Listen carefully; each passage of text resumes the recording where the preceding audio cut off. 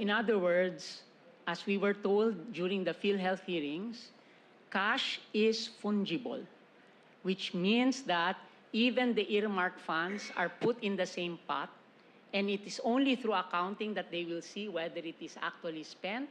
And we were indeed told that sin taxes, not all of them were really going to health, but used for other services. But that nonetheless, I just wanted to clarify this. Okay. Now, you mentioned in Annex K that the President does not participate for the release, correct? So I flashed the paragraph in your Annex K. Pursuant to the special provisions of the UA under the General Appropriations Act, prior approval by the President is not required for the release. This is from your compliance, correct? Correct, Your Honor. Do you refer to the GAA 24, 25, and 26, all of them? May I confer with my team? My recollection is that yes, the answer is yes. Okay. 2024, 2025, 2026. So it is your position that under the law, the GAA, the buck stops with the DBM, the President need not approve the SAROS, correct? Correct, Your Honor. In other words, the DBM Secretary is no longer alter ego of the President. The DBM Secretary is co-equal with the President. Or is that a mistaken assumption? What I could say is that the GAA has authorized the DBM or designated the DBM Secretary to be the one to perform this responsibility. She reports to the President? Yes, Yes, Your Honor. and the President, therefore, as the Chief Executive, and there is only one Chief Executive Correct, in Your the Honor. Constitution.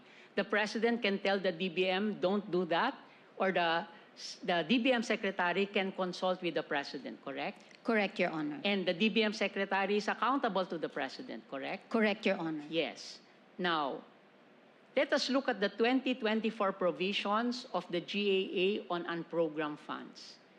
And you will note here that in the special provision, it says, subject to Section 35, Chapter 5, Book 6 of Executive Order 292. You confirm that this is in the 2024 GAA? Yes, Your Honor. And looking at Section 35, Chapter 5, Book 6 of Executive Order 292, we find there that, that all requests for special allotment release orders must be accompanied by a special budget to be approved by the President, correct? Section 35, Chapter 5, Book 6, Executive Order 292, or our Administrative Code referred to in the 2024 GAA. It says to be approved by the President, correct? Correct, Your Honor. So, are you now saying, or am I mistaken, that if the DBM has approved SAROS under 2024 without the explicit approval of the President, then we have violated a special provision in the GAA, correct? May I confer with my team, Your Honor, so that I will not risk a misunderstanding Yes. in my answer?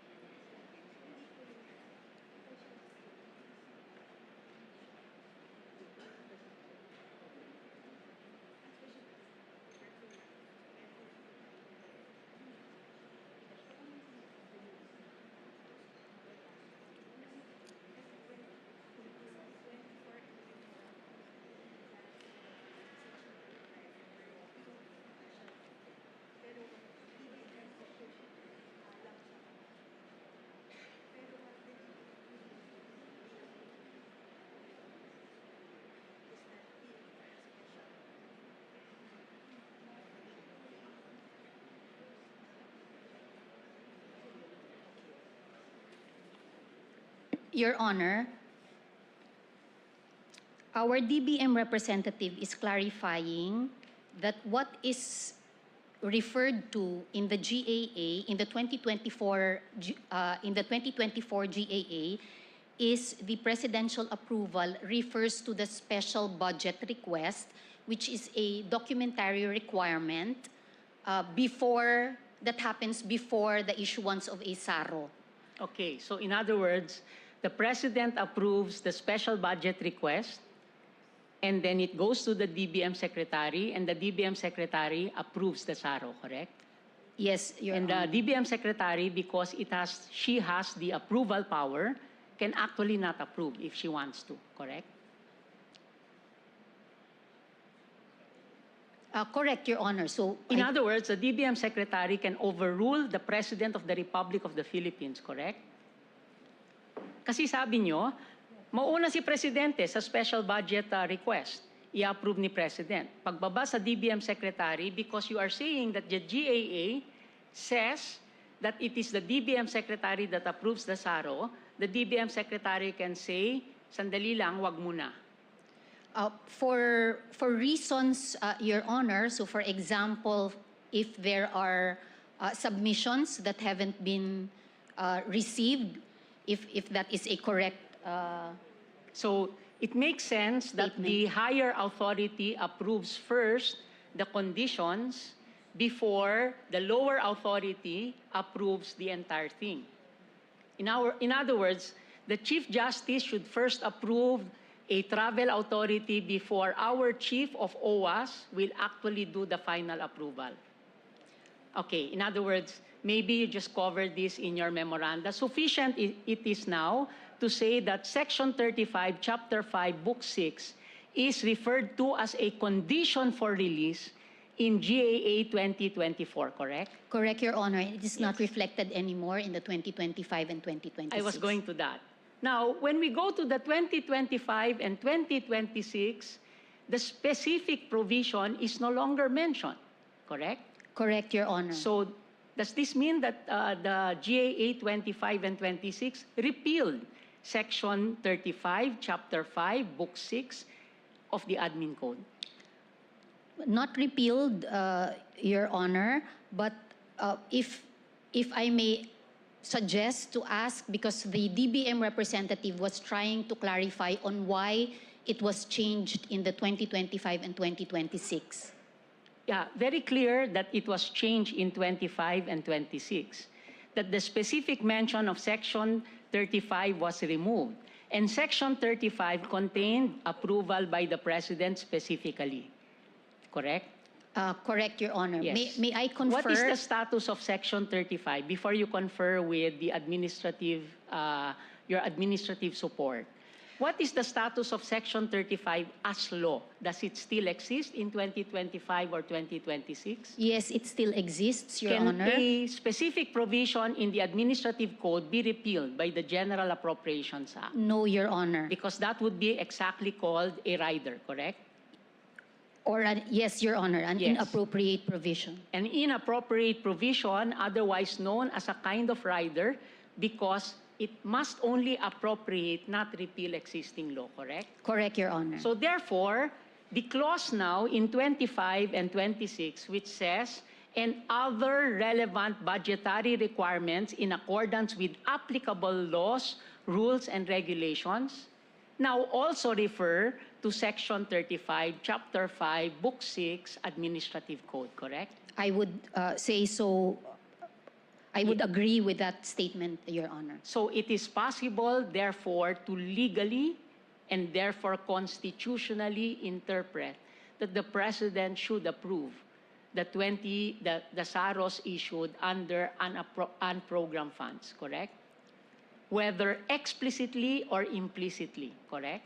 For the special budget request, Your Honor, but not Okay. the SARO. Yes. Now, again, just to see the importance of this, based on your Annex B, and Annex B, for information of everyone, is your compliance regarding the digital copies of all the SAROs issued in 2024, correct? Correct, Your Honor. Okay. Now, there were 5 SAROs that was issued for the purpose of accomplishing the President's 8-point socio-economic agenda. There is such a thing, correct?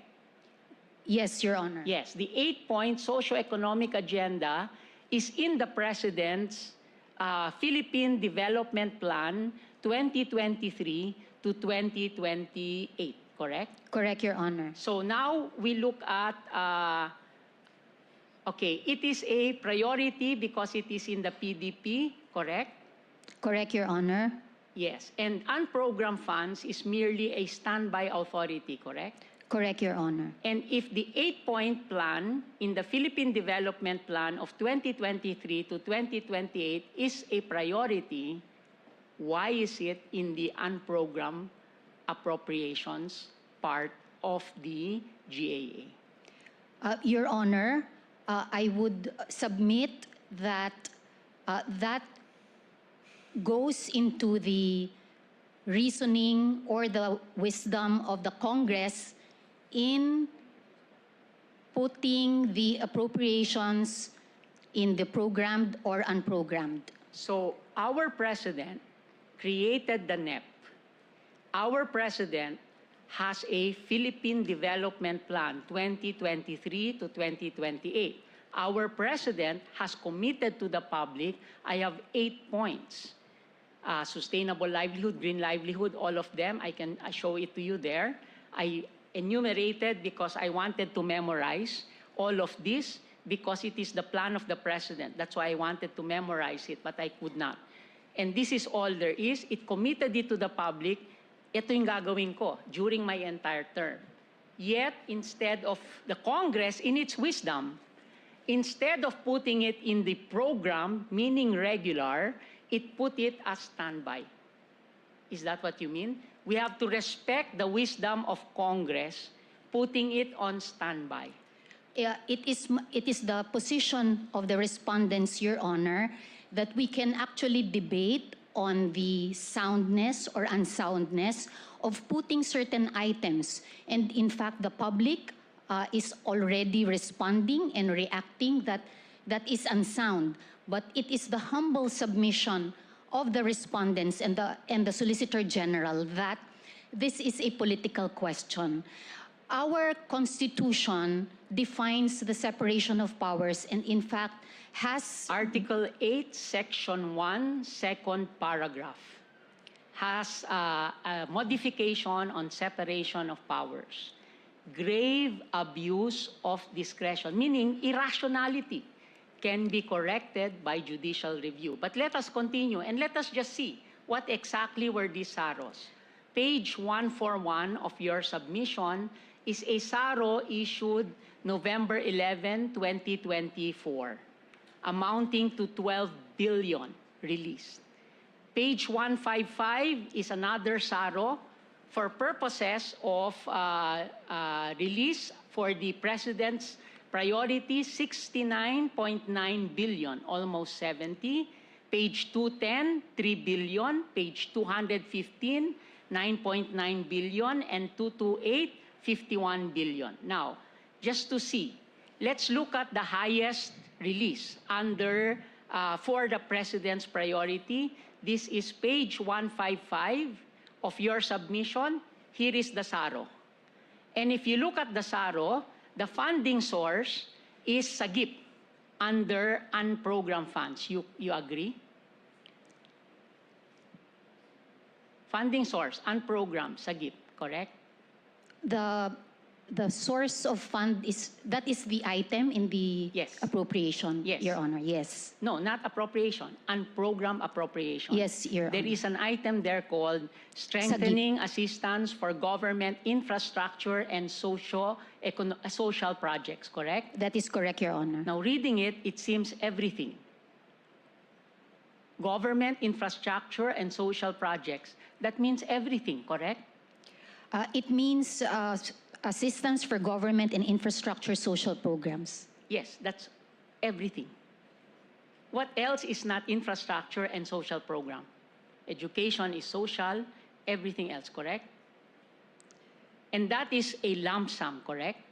It is a lump sum which Yes. has a specific purpose and specific amount. That's being challenged by the petitioners, but in any case, it's a lump sum, correct? Correct, Your Honor. In 2024, there were 47 lump sum items in unprogrammed funds, correct? 47 lump sum, 4 line items.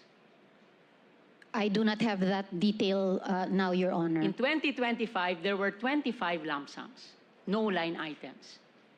You don't have that detail also. I don't have, Your In Honor. 2026, it was reduced to 10 lump sums, correct? I do not have that detail now, Your Okay. Honor. In any case, let us go to that SARO. It says 69 billion, correct? Correct, Your Honor. And if we move further down into page 163, if I'm not mistaken, if we scroll down, it also contains releases for flood control projects, correct? Correct, Your Honor. Yes, and if we scroll down further, it covers also Region 3, like Hagonoy, Bulacan, correct? Release of 70 million pesos. Okay, I am referring to the document that you are flashing, Your Honor, that your statement is correct. Yes. So therefore, all the 5 SAROs, the total was 146 billion pesos from standby, correct? Correct, Your Honor. And these SAROs were released under the signature of the DBM secretary, correct? Correct, Your Honor.